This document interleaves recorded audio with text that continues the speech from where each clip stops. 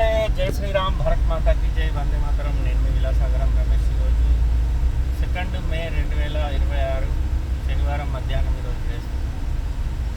ఈ మధ్యకాలంలో మా జగిత్యాల జిల్లాకు సంబంధించిన ఒక writer cum singer Mallik Teja అని ఒక పాట పాడి, అందులో పాట చాలా ఫేమస్ అయింది. ఇంటర్నేషనల్ లెవెల్ ఆ పాటకు మంచి ఆదరణ వచ్చింది. అందులో ఒక 2 వార్డులు మా కులానికి సంబంధించిన ఒక గున్న ఏ కుమ్మరోళ్ళ సిన్నది అని ఒక ఒక ఒక చిన్న పాట, ఒక పదం అందులో వాడాల్సి వచ్చింది.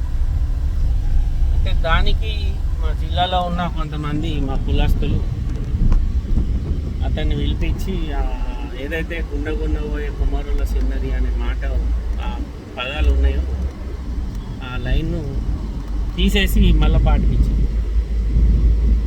మనం కులం ఉంది అని తెలవాలంటే మా క్యాస్ట్లో మేము కుమ్మరోళ్ళం అని చెప్పుకోవడానికి కూడా సిగ్గుపడతారు బాగుంది. నిజంగా చెప్తున్నాను, కుమ్మరోళ్ళు అని చెప్పుకోవడానికి సిగ్గుపడతారు. ఎక్కడన్నా ఇట్లా కులాలకు సంబంధించి ఎవరన్నా, అందరూ ఆర్థిక పరిస్థితి ఒక లెవెల్ ఉంటుంది కదా, ఎవరన్నా కులస్తులలో బాగా గరీబులు ఉంటే వాళ్ళకి సాయం చేయడానికి చేతులు రావు. కానీ ఇటువంటి ఎక్కడైనా కులానికి సంబంధించి సోషల్ మీడియాలో ఏదైనా వార్త రాగానే హీరో లెక్క ఇంత ప్రెస్ మీట్లు పెట్టి దానికి సంబంధించిన వాళ్ళ బెదిరించి దాన్ని డిలీట్ చేస్తారు. దాంట్లో తప్పేముంది సార్ నేను అడుగుతున్నాను. గున్న పోయే కుమ్మరోళ్ళ సీత అన్నంత మాత్రాన లేవన్నా బూతు పదం? అది బూతు పదం కాదు మేడం. ఇప్పుడు మనుషులు వెనకట పాటలలో యాదవుల గురించి కూడా వెనకట పాటలు వచ్చాయి. మనం ఒక వర్డ్ను మనం తీసుకొని దాన్ని సోషల్ మీడియాలో వాడినప్పుడు బూతు పదం అయితే మనం పోయి అబ్జెక్షన్ చెప్పాలి, తీసేయమని అడగాలి. కానీ అది సోషల్ మీడియాలో వైరల్ అయ్యి అతనికి పోయించి మంచి పేరు రాగానే ఎవడో పుల్లేసినట్టున్నాడు. మా వాళ్ళందరూ ఆయన ఆడవాడో చెప్పగానే వీళ్ళందరూ పోయి అది తీసేయాలి, అది తీసేయకపోతే మంచిగా ఉండదు, మేము ఆందోళన చేస్తాం, అది చేస్తాం, ఇది చేస్తాం అని అలా అయింది తీపించింది. ఇప్పుడు మళ్ళీ ఆయన పాట మళ్ళీ దాన్ని కొన్ని మార్పులు చేసి మళ్ళీ వాడినాం. పాటకు ఆదరణ ఏం తగ్గలే. కానీ ఫస్ట్ ఏదైతే లైన్ ఉందో అందులో ఇప్పుడు మార్పులు చేసేసరికి అంత ఊపు లేదు పాటలు. నేను డైరెక్ట్ సోషల్ మీడియాలో ఆయనే దానికి సంబంధించిన ఒక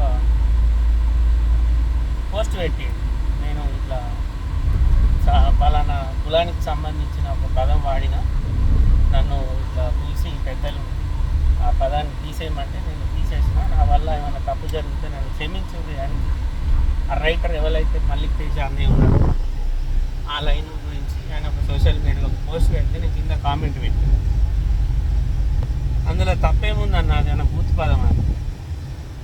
ఇప్పుడు మనకేమో సాత కాదు, కులం చెప్పుకోవడం అంటేనే మనకు సెట్టి తడుతుంది బాగా మందికి కుమ్మరోళ్ళు. ఏమవుతుంది సార్ చెప్పుకుంటే, కులం చెప్పుకోవడానికే మనం మంచి మంచి పొజిషన్లు ఉన్న వాళ్ళు ఉన్నారు మా క్యాస్ట్లో.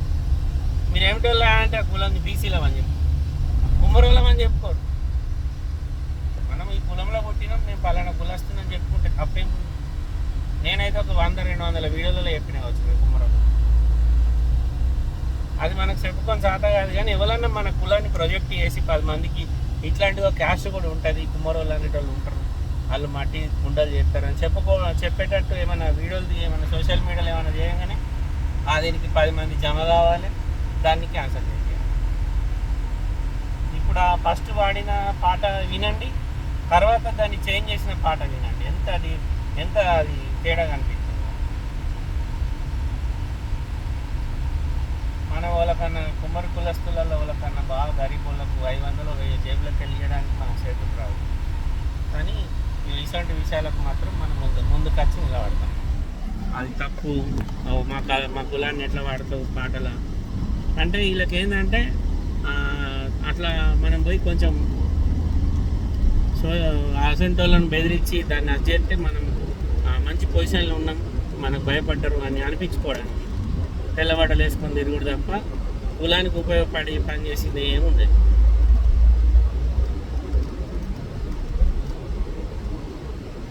అది వింటే వినసొంపుగా ఉంది పాట.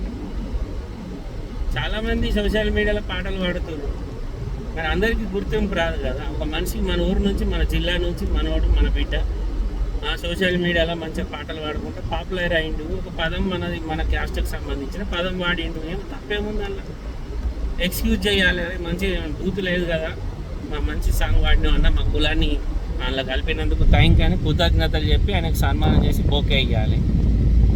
అది ఇడిచిపెట్టి నువ్వు ఆ లైన్ ఏదైతే ఉందో అది తీసేయి, కూరల్లో చిన్నదాన్ని పెట్టి ఆయన ఉట్టిగా ఆయన ఆ పాటలకి వెళ్ళి ఆ పదాన్ని తీపించారు. మీరు ఇంకా ఎక్కడున్నారంటే మీరు బ్రిటిష్ కాలం కంటే ముందు, బ్రిటిష్ వాళ్ళు మన దేశానికి రావాలని కంటే ముందు కాలంలో ఉన్నారు మీరు. ఇప్పుడు ఓలో అయితే పెద్ద మనుషులు ఈ పాటల ఈ లైన్ తీపించారు. వాళ్ళందరూ నాకు పూర్తి వివరాలు తెలియదు, తెలిసినంతనే వీడియోలు తీసి పూర్తి వివరాలు తెలిస్తే అందరి పేర్లు కూడా మెన్షన్ చేయబట్టి నాకు బాధ అనిపించింది. నేను కూడా మన సేమ్ క్యాస్టే కదా. మొదట చదువుకోవడానికి చిన్నపిల్లలు, మన క్యాస్ట్లో ఆడపిల్లలు ఎంతోమంది సరైన చదువుకునే ఆర్థిక పరిస్థితి లేక ఇబ్బంది పడుతుంది. గసంటోళ్ళను వెతికి తీసి వాళ్ళకి ఏమైనా ఉపయోగపడేటట్టు. సరే ఇప్పుడు ఆయన ఈ పదం వాడిండు కదా, మన క్యాస్ట్ వాళ్ళకన్నా గరీబ్ వాళ్ళకి ఆయన తరఫున 10,000 20,000 సాయం చేసేటట్టు ఇప్పిక్త అయిపోవు కదా. అటువంటి పని చేయలేము మీరు.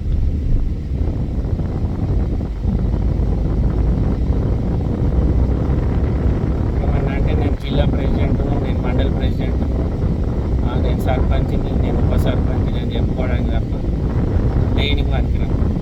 కులం చెప్పుకోవడానికి సిగ్గుపడతాం. కులస్తుల కులకన్నా ఆపదట్టి ఆదుకోవడానికి ముందటికి రాం.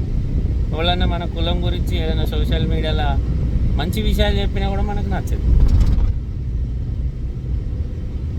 ఏమొచ్చింది సార్ అంత మంచి పాట, ఆ పాటల లైన్ ఎంత మంచి కుదిరిందని, వాళ్ళు ఎంత కష్టపడి దాన్ని ఆ లైన్ చేయడానికి వాళ్ళు ఎంత కష్టపడి ఉంటారు.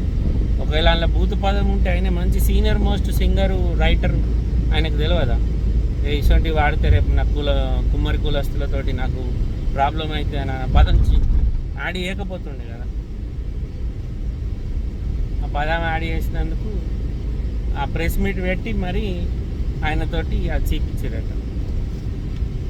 నాకు సోషల్ మీడియాలో వచ్చినాక చూసినాక నేను వెంటనే కింద కామెంట్ పెట్టిన, నాకు మంచిగా అనిపించాలి. అరే అలా తప్పేముంది, గుండగుండ పోయే కుమ్మరుల చిన్నది అంటే భూత, దాన్ని కూడా తీపిచ్చారంటే మీరు అందరు మహానుభావులు, నిజంగా గ్రేట్. మీరు ఉండాలి మీలాంటి వాళ్ళు ఊరికొక 10 మంది. ఓకే సార్, ఏమన్నా తప్పు మాట్లాడితే సారీ. నమస్తే, జై శ్రీరామ్.